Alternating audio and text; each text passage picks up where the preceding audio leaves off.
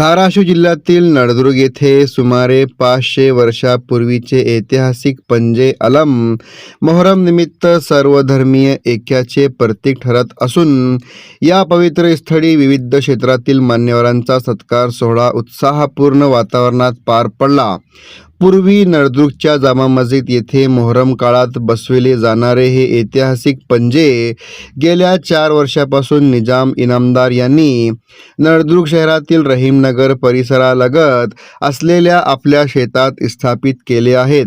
मोहरम हा हिंदू मुस्लिम ऐक्य, बंधुता आणि सामाजिक सलोख्याचा संदेश देणारा सण मानला जातो। त्यानिमित्ताने निजाम इनामदार व इनामदार परिवाराच्या वतीने या पवित्र स्थळी नळदुर्ग शहरातील नगर अध्यक्ष, नगरसेवक, सामाजिक कार्यकर्ते व पत्रकारांचा सत्कार व सन्मान करण्यात आला।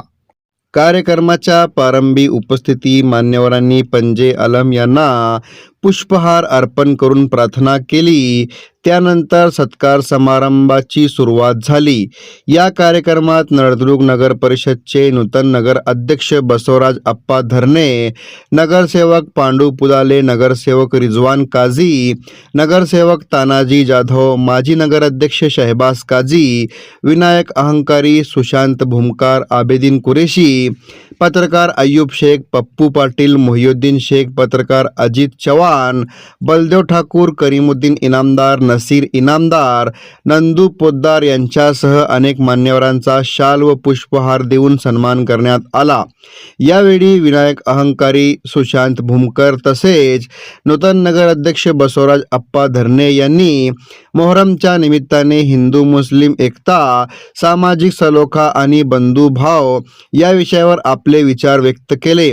उपस्थितांनीही या उपक्रमाचे कौतुक करत सर्व धर्मीयाचे ऐक्याचे संदेश अजून अधिक मजबूत करण्याचे आवाहन केले। कार्यक्रमाचे प्रभावी सूत्रसंचालन पत्रकार सादिक शेख यांनी केले। संपूर्ण कार्यक्रम अत्यंत शिस्तबद्ध, भक्तिमय व उल्लेखनीय वातावरणात पार पडला। या कार्यक्रमाचे संयोजन निजाम इनामदार यांनी केले।